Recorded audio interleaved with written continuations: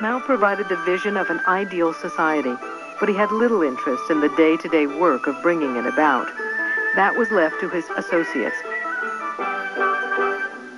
Among them was Deng Xiaoping. Mao had the personality of a romantic poet.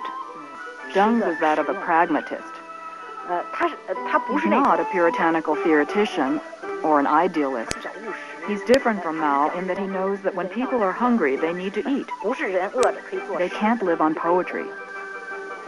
During the 1950s, Mao launched wave after wave of persecutions against people who held different views. By 1959, no one dared express any dissenting opinions anymore. He had to have the last word on everything. And people would have tolerated it if his policies had worked out well. But he made a mess of things. Millions of people starved to death. So his comrades had to help patch things up. This meant a slight retreat from Mao's utopian illusions. Deng liked to quote a Sichuan proverb. It doesn't matter whether a cat is black or white. If it catches mice, it's a good cat. But Mao's solution, when things went wrong, was always more revolution, not less. He saw anyone who stood between him and his masses as an enemy. He saw bureaucrats and lingering bourgeois elements undermining the original promise of the revolution. Against the government bureaucracy, Mao mobilized his masses. A fresh uprising of the people, the only source of progress. Mao called it a cultural revolution. The people were enjoying Daminju, mass democracy. Chaos can't harm us, he proclaimed. It can only harm our enemies.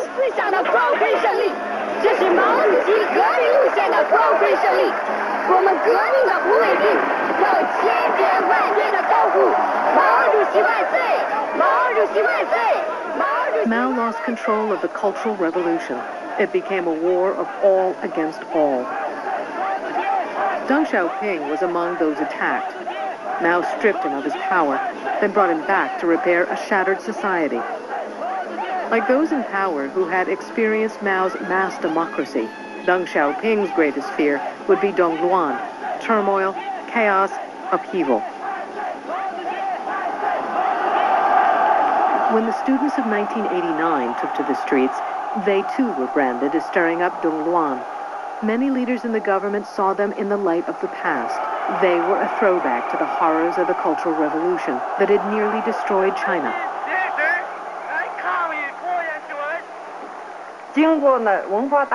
At the end of the Cultural Revolution, the Chinese economy was on the verge of bankruptcy. What could be done? Now here's where Deng Xiaoping was really smart. His prescription was capitalism. Reform and opening up actually meant learning from capitalism. But he couldn't say that outright, because capitalism was supposed to be our arch enemy. Now how could you turn around and learn from our enemy? So Deng came up with something called socialism with Chinese characteristics. He followed his instincts. First and foremost, the people didn't have enough to eat. They had to be fed. Secondly, the people who had been politically wronged had to be exonerated. These were very practical things. Little did he know what tremendous changes would be triggered once this process began. It was deep winter, 1979, when a thaw began to be felt. A stretch of bare wall near the city center became a place where people posted their hopes and fears about the new China. There were a dozen unofficial journals, too, and new voices heard. A young man named Wei Jingsheng wrote a poster. What China needed was more than the 4 modernizations the government was promoting in agriculture, industry, science, and defense. China needed a 5th modernization, democracy. Democracy wasn't the result of progress, Wei Jingsheng argued. It was a precondition for progress.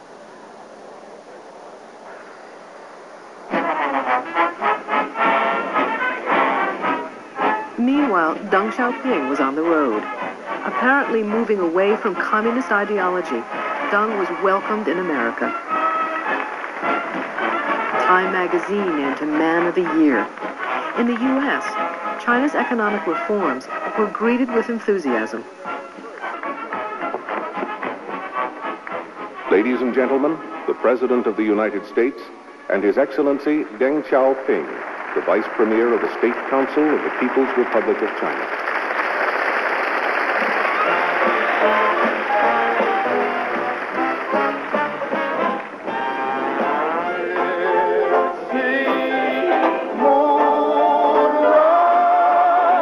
Rocky Mountain High, Rocky Mountain High.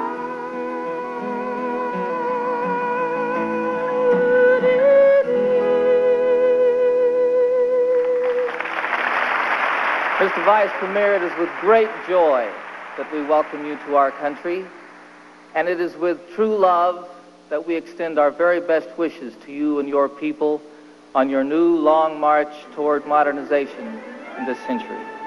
I thank you very much. Hui To Chen. Thank you. Deng Xiaoping went to America, and soon after, hope came to China.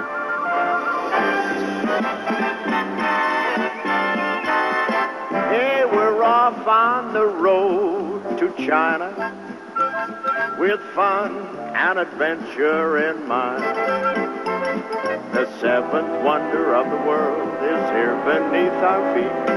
Compared to this, the road to Mandalay is obsolete. Hey, this is it, Peking, China. Amazing, isn't it? Just 10 years ago, who would have dreamt an American comedian would be standing here in Tiananmen Square saying whatever he pleased and photographing anything he pleased. But in this fast-moving world, radical changes can occur overnight. Take a look at this square. Almost 100 acres. Looks like Jackie Gleason's patio. Now they can get 1.5 million people in here. Of course, they're not here today. Nobody knew I was coming. Americans felt an enormous relief. The Chinese are, after all, just like us. They want what we want, and maybe we can sell it to them. But even as China and the U.S. swapped celebrities and made deals, the dark gates closed on others. For his warning that Deng might become a new dictator, Wei Jingsheng was framed and sentenced to 15 years. He was still in prison when the students came to Tiananmen in 1989 to demand democracy. Few of them knew his story. In China, if you wanted to express your opinions, you had to speak from within the Communist Party. If you talked outside, they'd throw you in jail. The only option for a pure idealist is to commit suicide. I once wrote an essay entitled, "Commit Suicide and Save the Country." Of course, it didn't pass the censors.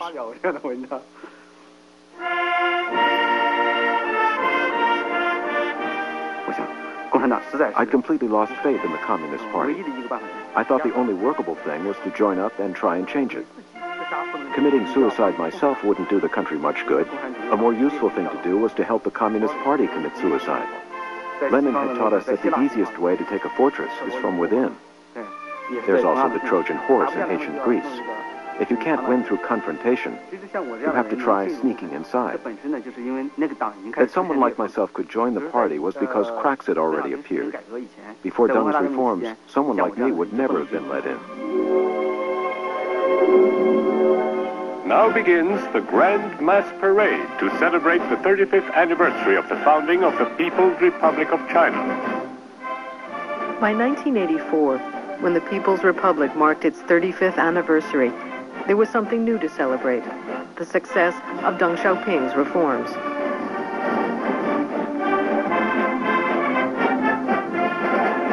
Once, Deng had been purged by Mao for his disobedience. Now, Deng was no longer under the great teacher's shadow. He could make his own plans, and he had the power to execute them. He would be called the Grand Architect of Reform. By Deng's side were his loyal ministers, Hu Yabong, Zhao Ziyang, men given the task of reform, men who could also be blamed when reform went too far Some students in the parade raised a homemade banner greeting Deng by his first name. Hello, Xiaoping, an unheard of liberty. People were genuinely grateful to Deng. China's industry is advancing toward modernization. Like agriculture, it will soon be carried forward on the wave of reform. The early reforms brought quick and dramatic change. In the countryside, communes were broken up. Rural markets were revived. Farmers started to make money. There was a lot more money to be made.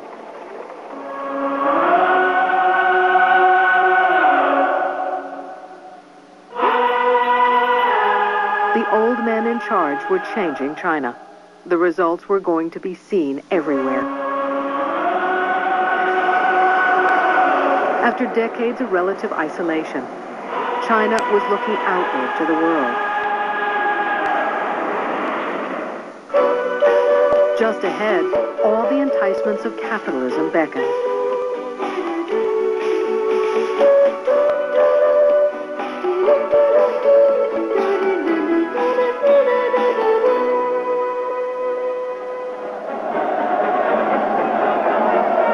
Our life is getting better and better. The light industry float shows how life is becoming more colorful as our living standards rise.